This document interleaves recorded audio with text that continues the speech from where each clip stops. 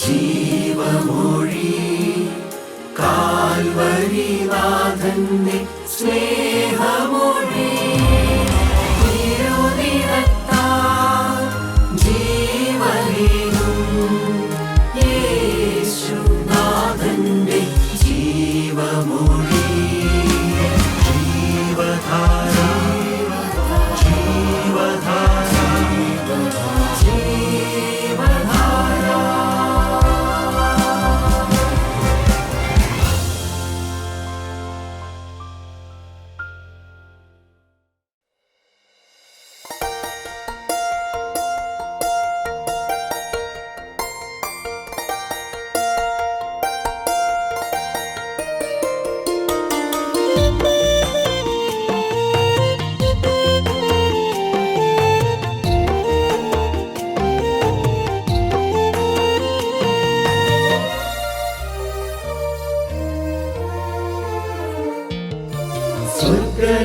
സ്വർഗരാജനിരൂപണമെൻ ഹൃദയവാഞ്ചയാം ദൈവദൂതർ കൂട്ടത്തിൽ എൻ സ്നേഹിതരെ കാണാം. സ്വർഗരാജനിരൂപണമെൻ ഹൃദയവാഞ്ചയാം ദൈവദൂതർ കൂട്ടത്തിൽ എൻ സ്നേഹിതരെ കാണാം. അങ്ങോ എന്നേക്കും വേർപിരിയാതെ ക്രിസ്തുവിൻ കൂടെ പാർക്കും നമ്മളെല്ലാം. അങ്ങോ എന്നേക്കും വേർപിരിയാതെ ക്രിസ്തുവിൻ കൂടെ പാർക്കും നമ്മളെല്ലാം.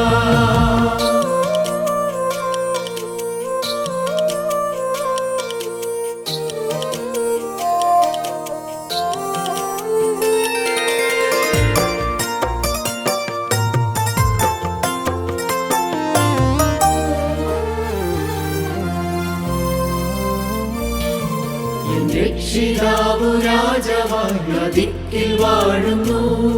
ഗീതം എത്ര ഇമ്പമായി എപ്പോഴും കേൾക്കുന്നു. രക്ഷിതാവു രാജാവായി ദിക്കിൽ വാഴുന്നു. ഗീതം എത്ര ഇമ്പമായി എപ്പോഴും കേൾക്കുന്നു. അങ്ങോ എന്നേക്കും വേർപിരിയാതെ ക്രിസ്തുവിൻ കൂടെ പാർക്കും നമ്മളെല്ലാം. അങ്ങോ എന്നേക്കും വേർപിരിയാതെ ക്രിസ്തുവിൻ കൂടെ പാർക്കും നമ്മളെല്ലാം.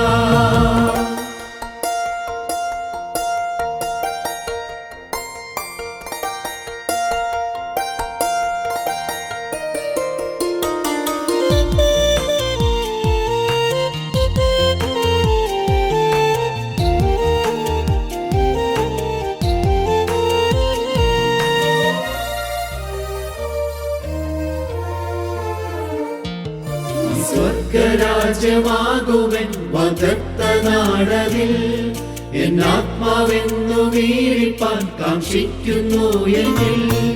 ഈ സ്വർഗരാജ്യമാകുവൻ വാഗ്ദത്ത നാടതിൽ എൻ ആത്മാവെന്നു വീഴിപ്പാൻ കാക്ഷിക്കുന്നു എന്നിൽ. അങ്ങോ എന്നേക്കും വേർപിരിയാതെ ക്രിസ്തുവിൻ കൂടെ പാർക്കും നമ്മളെല്ലാം. അങ്ങോ എന്നേക്കും വേർപിരിയാതെ ക്രിസ്തുവിൻ കൂടെ പാർക്കും നമ്മളെല്ലാം. അങ്ങോ എന്നേക്കും വേർപിരിയാതെ ക്രിസ്തുവിൻ കൂടെ പാർക്കും നമ്മളെല്ലാം. അങ്ങോ എന്നേക്കും വേർപിരിയാതെ ക്രിസ്തുവിൻ കൂടെ പാർക്കും നമ്മളെല്ലാം. ദൈവത്തിന് സ്തോത്രം. പ്രിയപ്പെട്ടവരെ, സ്വപ്നമുള്ളവർ, ആത്മാവിനെ കുറിച്ച് സ്വപ്നമുള്ളവർ, അവരുടെ ഹൃദയത്തിൽ എഴുതി കിട്ടേണ്ടതായ ഒരു വചനമുണ്ട്. അവർ കേൾക്കേണ്ടതായ ഒരു വചനമുണ്ട്. ആ വചനമാണ് മർക്കോസിൻ്റെ സുവിശേഷം 8-ാം അധ്യായത്തിൻ്റെ 36-ാമത്തെ വാക്യം. ഒരു മനുഷ്യൻ സർവ്വലോകവും നേടുകയും തൻ്റെ ജീവനെ കളയുകയും ചെയ്താൽ അവന് എന്ത് പ്രയോജനം? പ്രിയപ്പെട്ടവരെ, ഭാവിയെക്കുറിച്ച് സ്വപ്നമുള്ളവർ കേട്ടിരിക്കേണ്ട വചനമാണിത്. സർവ്വലോകവും നേടി പാപസുഖം മുഴുവനും അനുഭവിച്ചു. പണമുണ്ടായി, പ്രതാപമുണ്ടായി, വീടുണ്ടായി. പക്ഷേ ഇതെല്ലാം ഉണ്ടായാലും ആത്മാവ് നഷ്ടപ്പെട്ടു പോകുന്നു. ആത്മാവിന് ഭാവിയില്ലാതെ പോകുന്നു. ആത്മാവ് ദൈവരാജ്യത്തിൽ എത്താതെ പോകുന്നു. എന്ത് പ്രയോജനം? പ്രിയപ്പെട്ടവരെ, ആ വചനം കേട്ടിട്ട് വിട്ടുകളഞ്ഞ മനുഷ്യനുണ്ട്. അവഗണിച്ചു പോയൊരു മനുഷ്യനുണ്ട്. അവനൊരു കള്ളനായിരുന്നു. അവൻ ആത്മാവിനെ കുറിച്ച് ബോധമുള്ളവനായിരുന്നു. ആത്മാവുണ്ടെന്ന് അറിയാമായിരുന്നു. അവൻ ആത്മാവിനെ കുറിച്ച് ബോധമുണ്ടായിരുന്നു. അവൻ ആത്മീയ സത്യം മനസ്സിലാക്കിയിട്ടുള്ളവനായിരുന്നു. പക്ഷേ അവൻ ആത്മാവിനെ കരുതിയല്ല ജീവിച്ചത്.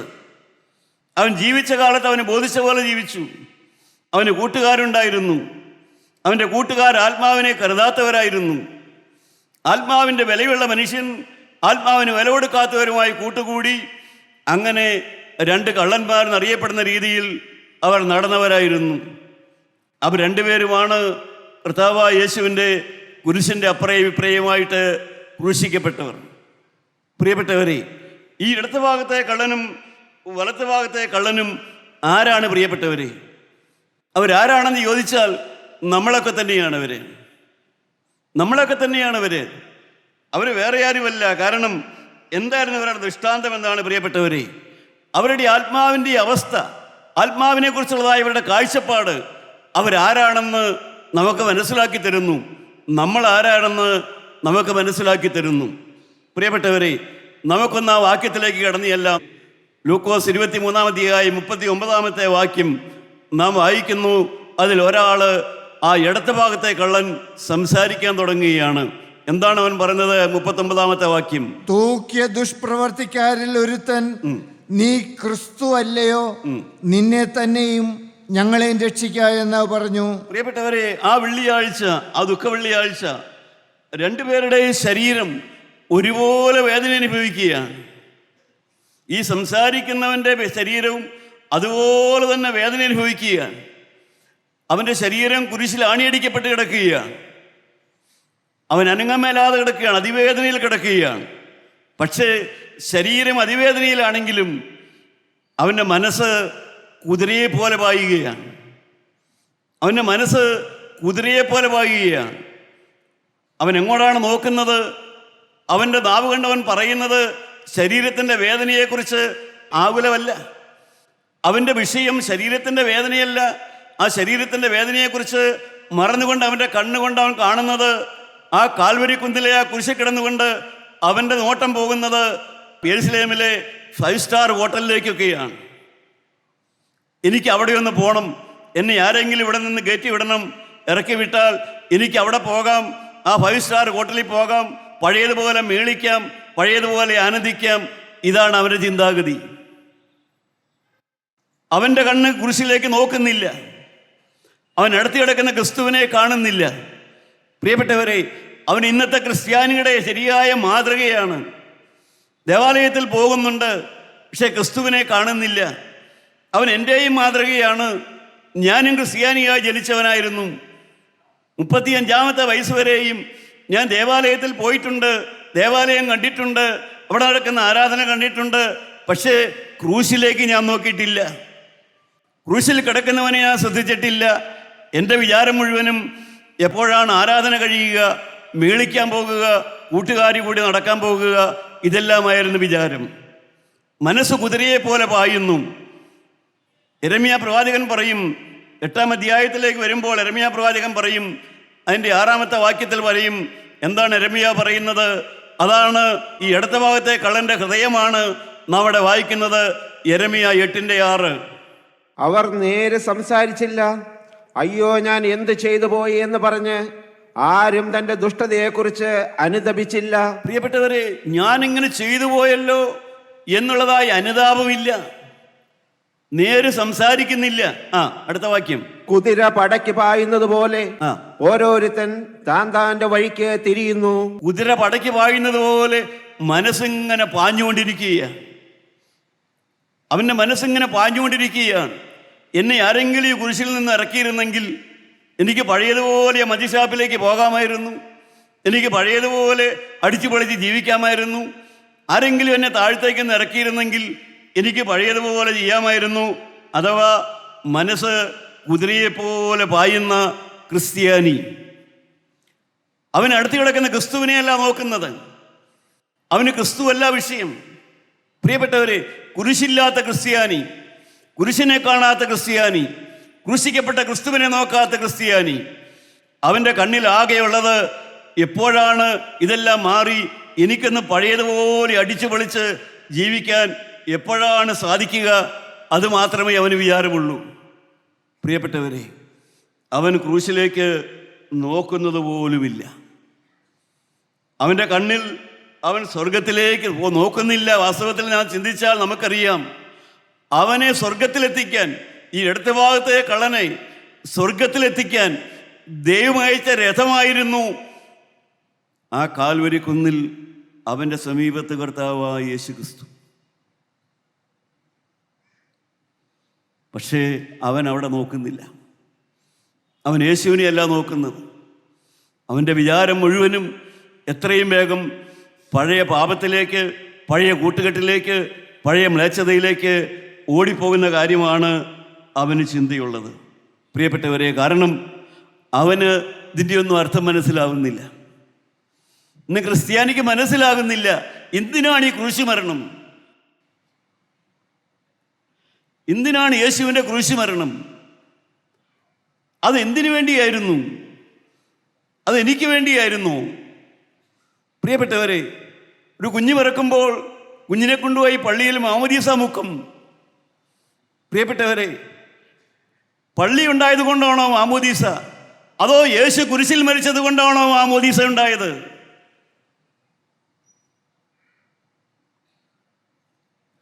പള്ളി ഉണ്ടായത് കൊണ്ടാണോ കുർബാന ഉണ്ടായത്, അതോ യേശു കുരിശിൽ മരിച്ചത് കൊണ്ടാണോ കുർബാന ഉണ്ടായത്? പ്രിയപ്പെട്ടവരെ, കല്യാണം കഴിച്ചത് കൊണ്ടാണോ താലിമാല കഴുത്തലിട്ടിരിക്കുന്നത്, കുരിശുള്ള താലിമാല, അതോ കുരിശിൽ മരിച്ച യേശു, നിനക്ക് വേണ്ടി മരിച്ച യേശുവാണ് എന്ന് വിശ്വസിച്ചത് കൊണ്ടാണോ കഴുത്തേൽ കുരിശുമാലിട്ടിരിക്കുന്നത്?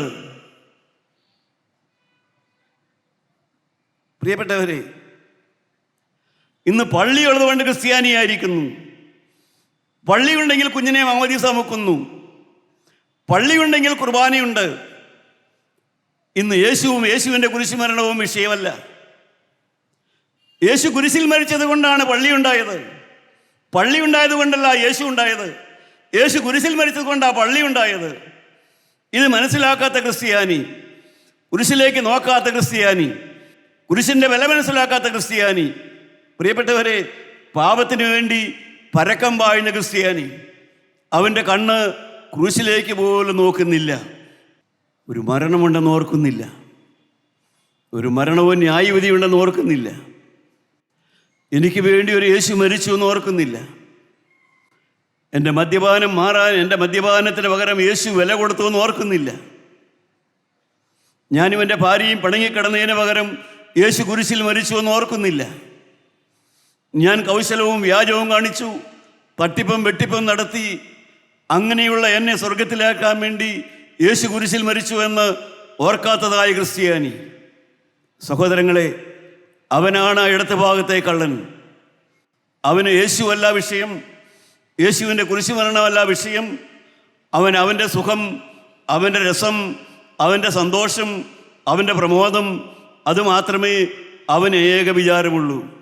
ദൈവത്തിന് സ്തോത്രം. എന്നാൽ പ്രിയപ്പെട്ടവരെ, ആ കുരിശിൻ്റെ അടുക്കൽ മറ്റൊരുത്തനുണ്ടായിരുന്നു. അവനാണ് ആത്മാവിനെ കുറിച്ചുള്ളതായ സ്വപ്നമുള്ളതായ മനുഷ്യൻ. ആരായിരുന്നു? അവനാണ് ആ വലത്ത് ഭാഗത്തെ കള്ളൻ.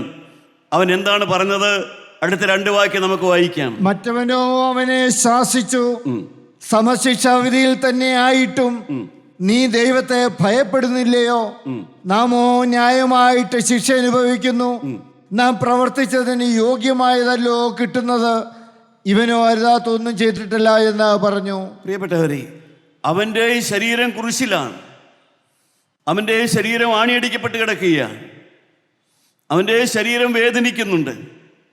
പക്ഷേ അവൻ്റെ കണ്ണ് യെരുശലേമിലെ 5 സ്റ്റാർ ഹോട്ടലിലേക്കല്ല, അവൻ്റെ കണ്ണ് ക്രൂശിക്കപ്പെട്ടവനായ ക്രിസ്തുവിലേക്കാണ്.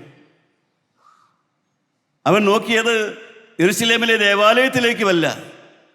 അവൻ നോക്കിയത് അവൻ്റെ അരികത്ത് കുരിശിൽ പടർന്നു കിടക്കുന്ന ക്രിസ്തുവിലേക്കാണ് അവൻ നോക്കിയത്.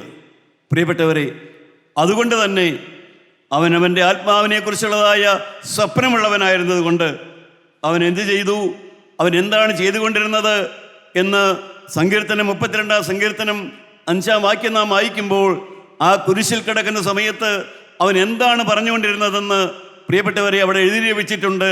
32 സങ്കീർത്തനം 5 വാക്യം. ഞാൻ എൻ്റെ പാപം നിന്നോട് അറിയിച്ചു. അവൻ്റെ പാപം അവൻ ദൈവത്തോട് അറിയിച്ചു. അവൻ്റെ പാപം അവൻ യേശുവിനോട് പറഞ്ഞു. എൻ്റെ അകൃത്യം മറച്ചതുമില്ല. പ്രിയപ്പെട്ടവരെ, അവൻ്റെ ഹൃദയം തുറന്നു വെച്ച് അവൻ്റെ ഹൃദയം തുറന്ന് യേശുവിനെ അറിയിച്ചു. എൻ്റെ ലംഘനങ്ങളെ യഹോവയോട് ഏറ്റുപറയും. ഞാൻ ഏതെല്ലാം കാര്യത്തിൽ തെറ്റിപ്പോയി, ഏതെല്ലാം കാര്യത്തിൽ എനിക്ക് വീഴ്ച വന്നു, എവിടെയെല്ലാം എനിക്ക് ലംഘനം വന്നു, ഇതെല്ലാം ആ വലത്ത് ഭാഗത്തെ കള്ളൻ കർത്താവായ യേശുവിൻ്റെ കുരിശിൻ്റെ അരികത്ത് കിടന്നുകൊണ്ട് കുരിശിലേക്ക് പറഞ്ഞുകൊണ്ടിരുന്നു. അവൻ്റെ പാപം ഏറ്റു പറഞ്ഞുകൊണ്ടിരുന്നു. അവൻ്റെ ലംഘനം മറച്ചു വയ്ക്കാതെ പറഞ്ഞുകൊണ്ടിരുന്നു. അവൻ്റെ തെറ്റുകളെക്കുറിച്ച് അവൻ യേശുവിനെ അറിയിച്ചു കൊണ്ടിരുന്നു. പ്രിയപ്പെട്ടവരെ, അതിൻ്റെ 6 വാക്യം പറയുന്നു, യഹോവയെ കണ്ടെത്താവുന്ന കാലത്ത് അവനെ അന്വേഷിപ്പിൻ. പ്രിയപ്പെട്ടവരെ, കർത്താവായ യേശു അവൻ്റെ സമീപത്ത് വന്ന കാലത്ത് അവൻ യേശുവിനെ അന്വേഷിച്ചു.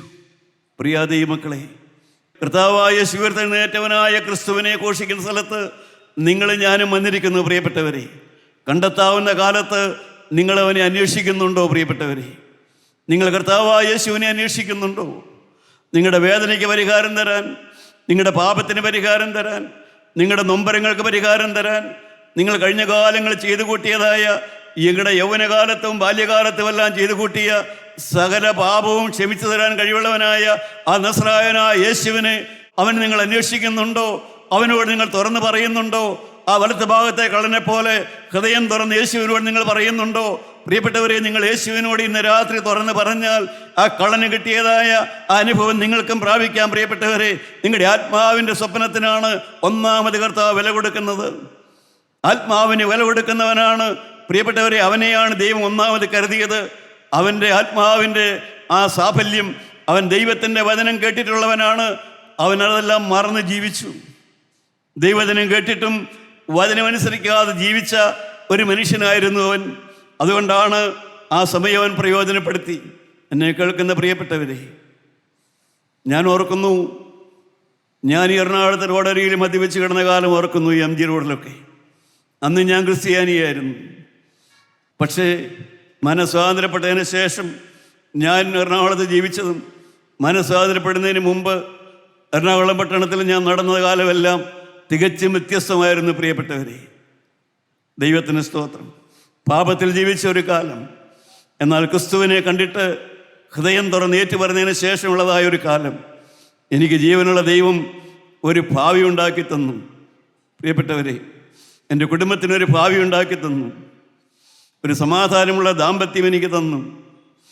മക്കളോട് കൂടെ ദൈവത്തെ വിളിക്കേണ്ടക്കവണ്ണം ഒരു കുടുംബ പ്രാർത്ഥന എൻ്റെ ഭവനത്തിലുണ്ടായി. ഭിന്നതയോടെ ജീവിച്ച എൻ്റെ മാതാപിതാക്കന്മാർ ഞങ്ങളോടുകൂടെ ജീവിക്കാൻ വന്നപ്പോൾ പ്രിയപ്പെട്ടവരെ, അവർക്ക് യേശുവിനെ കാണാനിട വന്നു.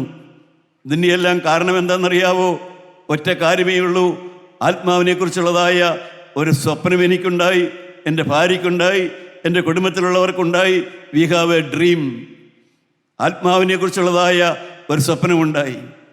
ആത്മാവ് ശുഭധർമ്മകത്തെത്തണം, ആത്മാവ് ദൈവരാജ്യത്തിലെത്തണം. ഈ ഭൂമിയിലെ ജീവിതം കഴിയുമ്പോൾ ആത്മാവ് ദൈവരാജ്യത്തിലെത്തണമെന്നുള്ളതായ ആ വലിയ സ്വപ്നമാണ് പ്രിയപ്പെട്ടവരെ ദൈവത്തിൻ്റെ വചനം കേട്ടപ്പോൾ അടിയങ്ങൾക്കുണ്ടായത്. അതിനെല്ലാം കാരണം ക്രിസ്തീയ കൂട്ടായ്മയാണ്. ദൈവത്തിൻ്റെ വചനം കേട്ടു, ദൈവത്തിൻ്റെ വചനം പ്രസംഗിക്കുന്ന ദൈവമക്കളോടുകൂടെ കൂട്ടായ്മ ആചരിച്ചു. പ്രിയപ്പെട്ടവരെ, നിങ്ങൾക്കറിയാമല്ലോ, ഇപ്പോഴും എൻ്റെ പ്രവർത്തനം നടക്കുന്നു. വരുന്നവർക്കെല്ലാം അവരുടെ സ്വപ്നങ്ങൾക്ക് പരിഹാരം കിട്ടുന്നു. ആത്മീയ സ്വപ്നത്തിനാണ് ആദ്യം പരിഹാരം തരുന്നത്. അവരുടെ സ്വഭാവം ആദ്യം മാറുന്നു, മദ്യപാനം മാറുന്നു, പ്രിയപ്പെട്ടവരെ കലഹം മാറുന്നു, കുടുംബകലഹം മാറുന്നു, പ്രാർത്ഥനയില്ലാത്ത കുടുംബങ്ങളിൽ പ്രാർത്ഥനയുണ്ടാകുന്നു, സ്തുതിക്കാത്ത മനുഷ്യൻ ദൈവത്തെ സ്തുതിക്കാൻ തുടങ്ങുന്നു. പ്രിയപ്പെട്ടവരെ, വി ഹാവ് എ ഡ്രീം. ഞാൻ നന്ദിയോടെ ഓർക്കട്ടെ ദൈവമക്കളെ, നിങ്ങൾക്കൊരു സ്വപ്നമുണ്ടോ? ആ വലത്തെ ഭാഗത്തെ കള്ളന് ഒരു സ്വപ്നമുണ്ടായിരുന്നു. ആ സ്വപ്നം എന്തായിരുന്നു? മിശിഹ നീ രാജാവായിട്ട് വരുമ്പോൾ എന്നെ ഒന്ന് ഓർക്കണം. അവൻ്റെ ആത്മാവിനെ കുറിച്ചുള്ളതായ ഒരു സ്വപ്നം അവനുണ്ടായിരുന്നു പ്രിയപ്പെട്ടവരെ. ആ സ്വപ്നമാണ് അന്ന് സാക്ഷാത്കരിക്കപ്പെട്ടത്. അവൻ്റെ ആ സ്വപ്നം അന്ന് സാക്ഷാത്കരിക്കപ്പെട്ടു. കർത്താവായ യേശുവിൻ്റെ കുരിശ്, അവൻ്റെ മരണം അവനെ സംബന്ധിച്ചിടത്തോളം അവൻ്റെ ചൈതന്യം വരുത്തുന്നതായ ഒരു രഥമായിരുന്നു. അത് സ്വർഗത്തിലേക്ക് പോകാനുള്ള ഒരു രഥമായിരുന്നു അവൻ്റെ മരണസമയം എന്ന് പറയുന്നത്. പ്രിയപ്പെട്ടവരെ, എത്രയോ പേര് നാം രോഗത്തിലാകാറില്ലേ, രോഗക്കിടക്കയിലാകാറില്ലേ, IC യൂണിറ്റ് പോകാറില്ലേ, മാരകമായ രോഗങ്ങൾ വരാറില്ലേ, പ്രശ്നങ്ങൾപ്പെട്ട് നാം നട്ടം തിരിയാറില്ലേ? ദൈവമക്കളെ, ഇതിലെല്ലാം തിരിയുമ്പോൾ നാം ആത്മാവിനെ കുറിച്ച് കരുതാറുണ്ടോ? നാം നമ്മുടെ ആത്മാവിനെ കുറിച്ച് ചിന്തയുള്ളവരാണോ? നമ്മുടെ ആത്മാവിൻ്റെ ഭാവിയെക്കുറിച്ച് നമുക്ക് ആലോചനയുണ്ടോ? പ്രിയപ്പെട്ടവരെ, ആത്മാവിനെ ചോദിച്ചാൽ തടസ്സം പറയാൻ ആർക്ക് പറ്റും? ഈ തിരുവചനം കേൾക്കുന്ന എൻ്റെ സഹോദരി സഹോദരന്മാരെ, മരണത്തിൻ്റെ നാഴികയിൽ പണ്ഡിതനും പാമരനും, വെളുത്തവനും കറുത്തവനും, വിദ്യാഭ്യാസമുള്ളവനും ഇല്ലാത്തവനും ഒരു വ്യത്യാസവുമില്ല. ഇന്ന് ദൈവം ആത്മാവിനെ ചോദിച്ചാൽ ഇന്ന് കൊടുത്തേ പറ്റുകയുള്ളൂ. എന്നാൽ നമ്മുടെ ആത്മാവിൻ്റെ സ്വപ്നത്തിൻ്റെ സാക്ഷാത്കാരമാണ് കാൽവരിയിലെ കുരിശിൻ്റെ വെടുക്കൽ. ആ വലത്ത് ഭാഗത്തെ കള്ളൻ എത്തി. അവൻ കർത്താവിനോട് അവൻ്റെ ഹൃദയം തുറന്നു. അതിനുശേഷം അവനൊരു പ്രാർത്ഥന പ്രാർത്ഥിച്ചു. എന്താണ് അവൻ്റെ പ്രാർത്ഥന? അതാണ് അതിൻ്റെ 42-ാമത്തെ വാക്യം. പിന്നെ അവൻ, യേശുവേ, നീ രാജ്യത്വം പ്രാപിച്ചു വരുമ്പോൾ എന്നെ ഓർത്തുകൊള്ളണമേ എന്ന് പറഞ്ഞു. പ്രിയപ്പെട്ടവരെ, അതിൻ്റെ പേരാണ് മാമക തത്വം. മാമക തത്വം, അതാണ് ക്രൈസ്തവൻ്റെ ഉണർത്തുപാട്ട്.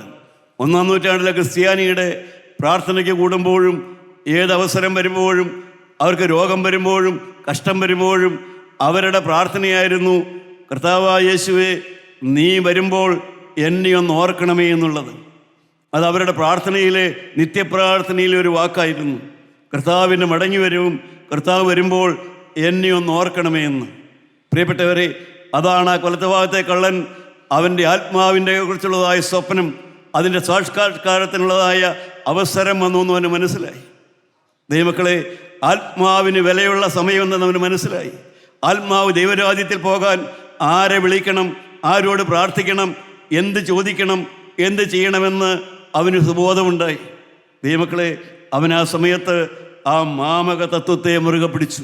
മാമക തത്വം, കർത്താവായ യേശു എൻ്റെയാണ്, കർത്താവായ യേശുവിൻ്റെ കുരിശുമരണം എനിക്ക് വേണ്ടിയാണ്. അതാണ് മാമക തത്വം എന്ന് പറയുന്നത്. മാമകം എൻ്റെ, എനിക്ക് വേണ്ടി, അതാണ് തത്വം. അതാണ് ക്രൈസ്തവൻ്റെ വിശ്വാസ പ്രമാണം. ക്രിസ്തു എനിക്ക് വേണ്ടി മരിച്ചു. കർത്താവായ യേശുവിൻ്റെ മരണം എനിക്ക് വേണ്ടിയായിരുന്നു. എൻ്റെ പാപത്തിന് വേണ്ടിയാണ് യേശു മരിച്ചത്. യേശു പാപം ചെയ്തിട്ടില്ല, ഞാനാണ് പാപം ചെയ്തത്. എൻ്റെ പാപത്തിന് പകരമായി യേശു മരിച്ചു. പ്രിയപ്പെട്ടവരെ, പിതാക്കന്മാരിങ്ങനെ പാടാറുണ്ട്, മാമകതത്വത്തെ നമ്പിയമർത്യനീ ഈ ദിനമേത്തിടും പറുദീസായിൽ. പ്രിയപ്പെട്ടവരെ, ആ തത്വം മുറുകെ പിടിച്ചുവൻ. ആ വലിയ സത്യത്തിൻ്റെ മുമ്പിലാണ് നാം വന്നിരിക്കുന്നത്. നിങ്ങളുടെ ആത്മാവിനെ കുറിച്ച് സ്വപ്നമുണ്ടോ പ്രിയപ്പെട്ടവരെ? നരകത്തിൽ പോകരുതെന്നുള്ള ആഗ്രഹമുണ്ടോ? ദൈവരാജ്യത്തിലെത്തണമെന്ന ആഗ്രഹമുണ്ടോ? ഒരു ഭാവി വേണമെന്ന ആഗ്രഹമുണ്ടോ? നമ്മുടെ കണ്ണുകൾ അടച്ച ദൈവമക്കളെ, നിങ്ങളൊന്ന് ധ്യാനിക്കുക. നിങ്ങൾക്കൊരു സ്വപ്നമുണ്ടോ? Have you a dream about your soul. ഈ ഭൂമിയിലെ ജീവിതം കഴിയുമ്പോൾ നമുക്ക് പിടിച്ചു നിർത്താൻ സാധിക്കില്ല. ആത്മാവ് ഇവിടുന്ന് പുറന്നു പോകും. പ്രിയപ്പെട്ടവരെ, ആത്മാവിനെ കുറിച്ചൊരു സ്വപ്നമുണ്ടോ? അതാണ് മാമക തത്വം. എനിക്ക് വേണ്ടി യേശു മരിച്ചു, എനിക്ക് വേണ്ടി യേശു മരിച്ചു. പ്രിയപ്പെട്ടവരെ, ഒരു കുറ്റം ചെയ്തതിന് ആദാമിനെ ഏദൻ തോട്ടത്തിൽ നിറക്കിവിട്ടവനായ ദൈവം അനേകം എണ്ണിയാൽ തീരാത്ത കുറ്റം ചെയ്തതായ ഈ വലത്തെ ഭാഗത്തെ കള്ളനെ അതേ പറുദീസായിലേക്ക് കർത്താവായ യേശു അന്ന് കയറ്റിക്കൊണ്ടുപോയി. പ്രിയപ്പെട്ടവരെ, ഒരു പാപം ചെയ്തതിനാണ് ആദാമിനെ ഇറക്കി വിട്ടത്. എന്നാൽ അതേ പറുദീസായിലേക്ക് കർത്താവായ യേശു പിന്നെ കയറ്റിയത് അനേക പാപം ചെയ്തവനെയാണ് കയറ്റിയത്. അതിൻ്റെ കാരണം എന്തെന്നറിയാവോ? കർത്താവായ യേശുവിൻ്റെ രക്തം അവനെ കഴുകിക്കൊണ്ടിരുന്നു. അവൻ യേശുവിൻ്റെ കുരിശിലേക്ക് നോക്കി, ആ കുരിശിലേക്ക് കിടന്ന യേശുവിനെ നോക്കി ക്രിസ്തുവിൻ്റെ രക്തം അവൻ്റെ സിരകളിലേക്ക് വിശ്വാസത്താൽ അവൻ്റെ ഉള്ളിലേക്ക് പകർന്നുകൊണ്ടിരുന്നു. ഹല്ലേലൂയ. ദൈവമക്കളെ, ക്രിസ്തുവിൻ്റെ രക്തത്താൽ അവൻ വിശുദ്ധനായി തീർന്നു. കർത്താവായ യേശുവിൻ്റെ രക്തത്താൽ അവൻ പ്രിയപ്പെട്ടവൻ്റെ പാപത്തിന് മോചനം കിട്ടി. അവൻ കർത്താവായ യേശുവിൻ്റെ രക്തത്താൽ അവന് ഭാവിയുണ്ടായി. പ്രിയപ്പെട്ട ദൈവവേദലേ, പ്രാർത്ഥിക്കുന്ന ദൈവവേദലേ, നിന്റെ സിരകളിലേക്ക് യേശുവിൻ്റെ രക്തം കടന്നു വരട്ടെ. ഈ വചനത്തിലൂടെ കർത്താവായ യേശുവിൻ്റെ വിലയേറിയ രക്തം നിങ്ങളുടെ അകത്തേക്ക് കയറി വരുന്ന സമയമാണ്. പ്രിയപ്പെട്ടവരെ, ഭാവിയില്ലാത്തവർക്ക് ഭാവി കൊടുക്കാൻ യേശു വന്നിട്ടുണ്ട്. ഭാവി നഷ്ടപ്പെട്ടവർക്ക് ആ നേട്ടം നികത്തി കൊടുക്കാൻ യേശു വന്നിട്ടുണ്ട്. ഈ ലോകത്തിലെ ഭാവി നഷ്ടപ്പെട്ടവർക്ക് അവർക്ക് അതും കൊടുക്കാൻ യേശു വന്നിട്ടുണ്ട്. ദൈവവേദലേ, ഭാവിയെ ഡ്രീം, നിന്റെ ആത്മാവിനെ കുറിച്ചുള്ളതായ സ്വപ്നം നിനക്കുണ്ടോ? ആത്മാവ് ദൈവരാജ്യത്തിൽ എത്തണമെന്നുള്ളതായ ആഗ്രഹത്തോടെയാണോ നീ ഇരിക്കുന്നത്? എൻ്റെ ആത്മാവ് ദൈവരാജ്യത്തിലെത്തണം. എപ്പോൾ മരിച്ചാലും, എന്ന് മരിച്ചാലും, എവിടെ വെച്ച് മരിച്ചാലും, ഏത് സാഹചര്യത്തിൽ മരിച്ചാലും, പ്രിയപ്പെട്ടവരെ, എനിക്ക് ദൈവരാജ്യത്തിലെത്തണം. എൻ്റെ ആത്മാവ് ദൈവരാജ്യത്തിലെത്തണം. കർത്താവായ യേശു മടങ്ങി വരുമ്പോൾ എനിക്കവനെ കാണണമെന്നുള്ളതായ ആഗ്രഹമുള്ളവർക്കാണ് പ്രിയപ്പെട്ടവരെ, അവരുടെ സ്വപ്നമാണ് സാക്ഷാത്കരിക്കപ്പെടുന്നത്. പ്രിയപ്പെട്ട ദൈവവേദലേ, നിനക്ക് അവസരം വന്നു ചേർന്നിരിക്കുകയാണ്. അവൻ്റെ ക്രൂശിലേക്ക് നോക്കുക. അവൻ നിനക്ക് പകരമായി മരിച്ചു. അവൻ നിന്റെ പാപം ഏറ്റെടുത്തുകൊണ്ട് മരിച്ചു. നീ പാപം ചെയ്തു, അതിന് പകരമായി യേശു മരിച്ചു. പ്രിയപ്പെട്ടവരെ, ആ വിശ്വാസം നിനക്കുണ്ടോ? ഉണ്ടെങ്കിൽ നിനക്ക് ഭാവിയുണ്ട്. ഉണ്ടെങ്കിൽ നിനക്ക് നല്ല കാലമുണ്ട്. ഉണ്ടെങ്കിൽ നിന്റെ ഭാവി ശോഭനമാണ്. നിന്റെ ലംഘനം മാച്ചു കിട്ടും. നിന്റെ പാപം മാറുമ്പോൾ നിന്റെ രോഗവും മാറും. നിന്റെ പാപം മാറുമ്പോൾ നിന്റെ തടസ്സങ്ങൾ മാറും. നിന്റെ പാപം മാറുമ്പോൾ നിന്റെ കുടുംബകലഹം മാറും. നിന്റെ പാപം മാറുമ്പോൾ നിന്റെ കുടുംബ ബന്ധങ്ങൾ സജീവമാകും. നിന്റെ പാപം മാറുമ്പോൾ നിന്റെ പ്രാർത്ഥന മാറും. നിന്റെ പാപം മാറുമ്പോൾ നിന്റെ ഹൃദയം മാറും. നിന്റെ പാപം മാറുമ്പോൾ നിന്റെ ഹൃദയത്തിലേക്ക് സമാധാനം കടന്നു വരും. നിന്റെ പാപം മാറുമ്പോൾ നിങ്ങൾ ദൈവരാജ്യത്തിന് ഓഹരിക്കാരാകും. നിങ്ങളുടെ പാപം മാറുമ്പോൾ നിങ്ങളുടെ പേര് ജീവന്റെ പുസ്തകത്തിൽ എഴുതി ചേർക്കും. നിങ്ങളുടെ പാപം മാറുമ്പോൾ നിങ്ങൾ ദൈവരാജ്യത്തിൻ്റെ ഉടമസ്ഥരായി തീരും. ഹല്ലേലൂയ. ദൈവമക്കളെ, ഈ വലിയ സത്യമാണ് നമ്മുടെ മുമ്പിൽ തുറന്നു വെച്ചിരിക്കുന്നത്. അത് നീയോടെ സ്തോത്രം. ദൈവമക്കളെ, യു ഹാവ് എ ഡ്രീം. നന്ദിയോടെ എൻ്റെ ദൈവത്തിന് സ്തോത്രം. പ്രിയപ്പെട്ടവരെ, നമുക്കൊന്ന് ചിന്തിച്ച് നോക്കാം. നീ ഒരുങ്ങിയിട്ടുണ്ടോ ദൈവവേദലേ? അന്തമെന്താ ചിന്ത ചെയ്യുക സോദര വേഗം. നീ ഒരുങ്ങിയിട്ടുണ്ടോ? നമുക്ക് തുറക്കാം പ്രിയപ്പെട്ടവരെ. നമുക്കവിടെ ഇരുന്ന് ഇരിപ്പോൾ നമ്മുടെ ഹൃദയം തുറക്കാം. നമ്മുടെ ബാല്യകാലം തുറക്കാം. നമ്മുടെ യൗവനകാലം തുറക്കാം. നമ്മുടെ കുടുംബജീവിതം തുറക്കാം. നമ്മുടെ കുടുംബത്തിലെ പെരുമാറ്റം തുറക്കാം. നമ്മുടെ സ്വപ്നങ്ങളെ തുറക്കാം. നമ്മുടെ മ്ലേച്ഛതകളെ തുറക്കാം. നമ്മുടെ എഴുതാത്ത വഴികളെ തുറക്കാം. എല്ലാം തുറന്ന് പറയാം. എല്ലാം യേശുവിനോട് തുറന്ന് പറയാം. അവൻ്റെ തിരുരക്തമാണ് നിങ്ങളുടെ മേൽ തെളിക്കപ്പെടുന്നത്. ആ രക്തമാണ് നിങ്ങളെ കഴുകുന്നത്. ആ രക്തത്താൽ നിങ്ങൾ ശുദ്ധരായി തീരട്ടെ. ആ രക്തം നിങ്ങളെ കഴുകട്ടെ. നിങ്ങളുടെ ബന്ധനം വഴിയട്ടെ. നിങ്ങളുടെ ശാപം മാറട്ടെ. നിങ്ങളുടെ കുടുംബങ്ങളിൽ കുഞ്ഞുങ്ങൾ അഭിവൃദ്ധി പ്രാപിക്കട്ടെ. തലമുറകൾ പറക്കട്ടെ. സമാധാനം വരട്ടെ. ആശ്വാസം വരട്ടെ. അരുമനാഥൻ നിങ്ങളെ കൈകളിലെടുത്ത് വാഴ്ത്തട്ടെ. അനുഗ്രഹം പ്രാപിപ്പീൻ. ആത്മാവിനെ സ്തുതിപ്പീൻ. നമുക്ക് കരങ്ങളെ ഉയർത്തിക്കൊണ്ട് കർത്താവിനോട് പറയാം, കർത്താവേ, എനിക്കൊരു സ്വപ്നമുണ്ട്. എനിക്കൊരു സ്വപ്നമുണ്ട്. ഞാൻ ഒരു ദിവസം ദൈവരാജ്യത്തിലെത്തും. ഒരു ദിവസം ഞാൻ ദൈവരാജ്യത്തിലെത്തും. ഇവിടെ എൻ്റെ ജീവിതം കഴിയുമ്പോൾ ഞാൻ ദൈവരാജ്യത്തിലെത്തും. അതാണ് എൻ്റെ സ്വപ്നം. അതാണ് എൻ്റെ ഏറ്റവും വലിയ സ്വപ്നം. ആ സ്വപ്നത്തിന് വേണ്ടി ഞാൻ പാപത്തെ ഉപേക്ഷിക്കുന്നു. ആ സ്വപ്നത്തിന് വേണ്ടി ഞാൻ പാപത്തോട് യാത്ര പറയുന്നു. ആ സ്വപ്നത്തിന് വേണ്ടി ഞാൻ യേശുവിനെ വിളിക്കുന്നു. കരങ്ങളെ താഴ്ത്തിയിടുക. പ്രിയപ്പെട്ടവരെ, കർത്താവ് നിങ്ങളോട് സംസാരിക്കട്ടെ. ദൈവനാമം മഹത്വപ്പെടുമാറാകട്ടെ.